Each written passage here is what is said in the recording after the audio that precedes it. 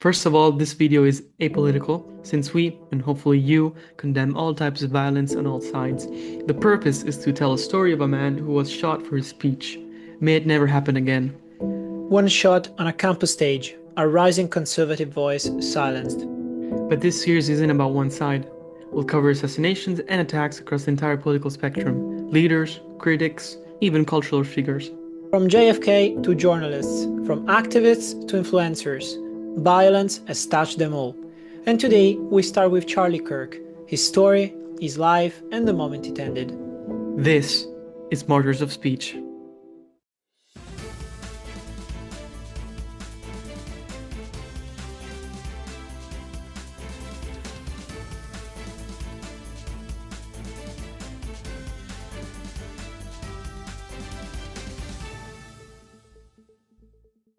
Charlie Kirk was born in 1993. By his late teens, he was already active in conservative politics, speaking at Tea Party rallies while still in high school.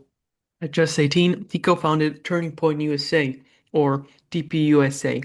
Its mission to rally young conservatives on college campuses and challenge what Kirk described as a left-leaning monopoly over higher education. He dropped out of college after only a few weeks to pursue activism full-time. By 2016, he was one of the youngest speakers at the Republican National Convention. And by the early 2020s, he was a regular presence in right-wing media. Through the Charlie Kirk Show, best-selling books, and nationwide tours, he positioned himself as a leading voice in the conservative movement and a close ally of Donald Trump.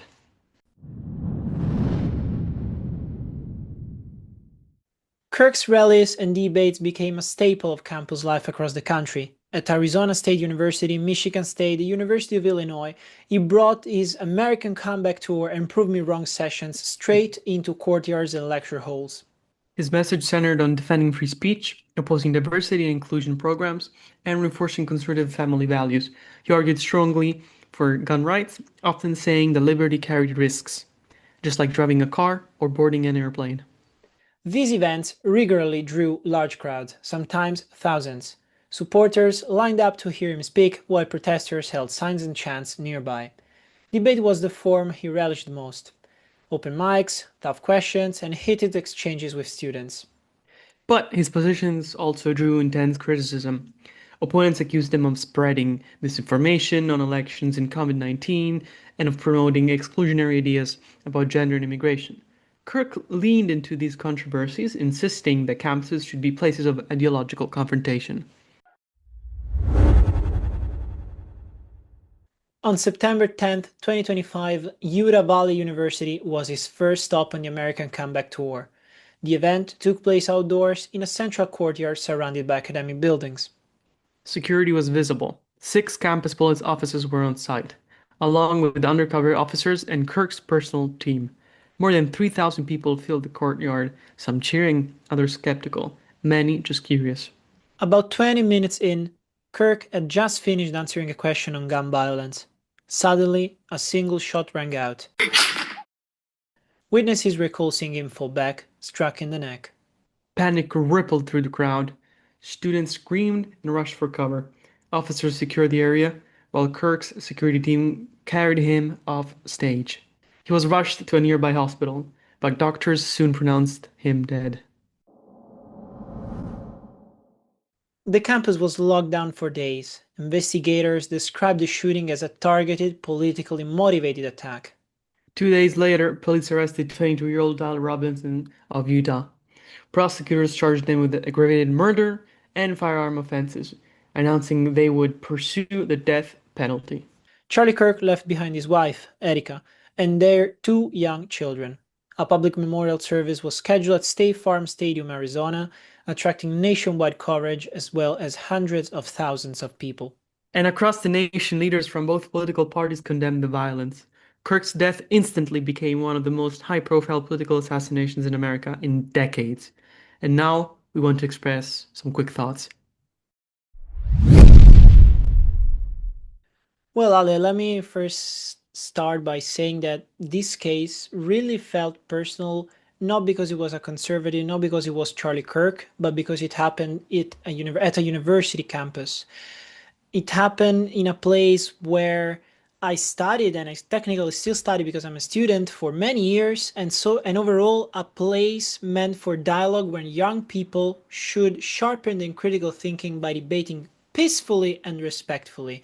And so violence in universities for me is something really unacceptable, as well as it is in general unacceptable. What do you think?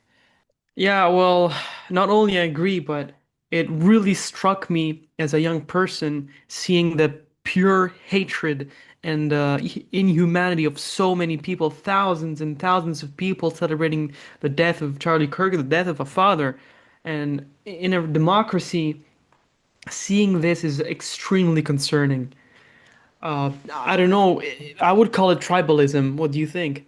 Yeah, definitely. We know that the American society is a society right now recognized by extreme levels of polarization. Sometimes we can also like talk about radicalization, of course, not like in a religious way as we usually use the term, but more in a political way.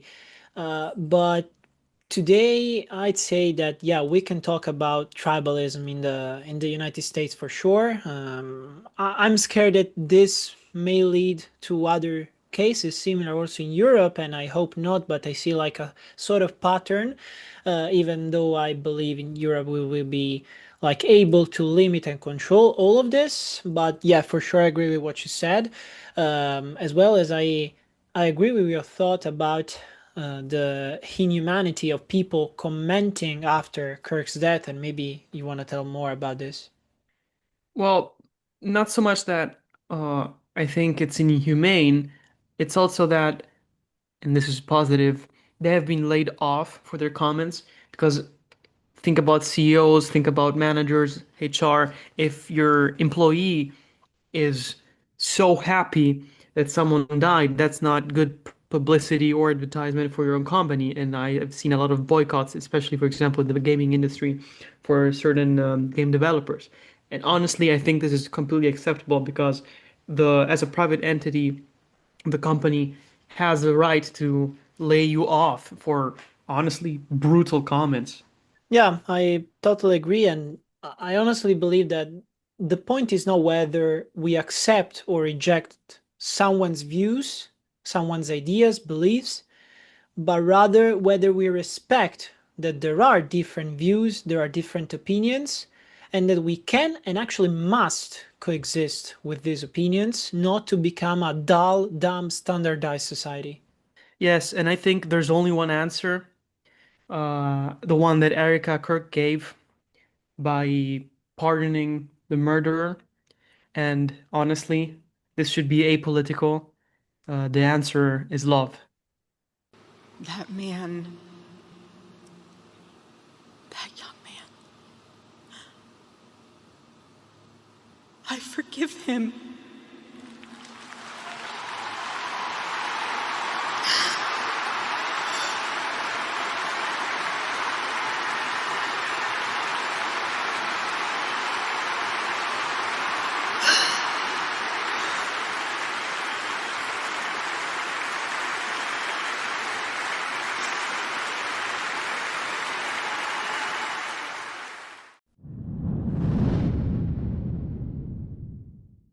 That was episode 1 of the series, The Life and Assassination of Charlie Kirk.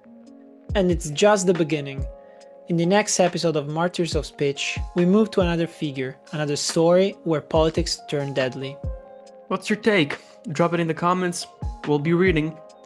And don't miss what's coming. Subscribe, follow, and join us here on YouTube, Spotify, Insta, and X profiles, whether you listen or watch. Stay informed, stay engaged. Peace till next time.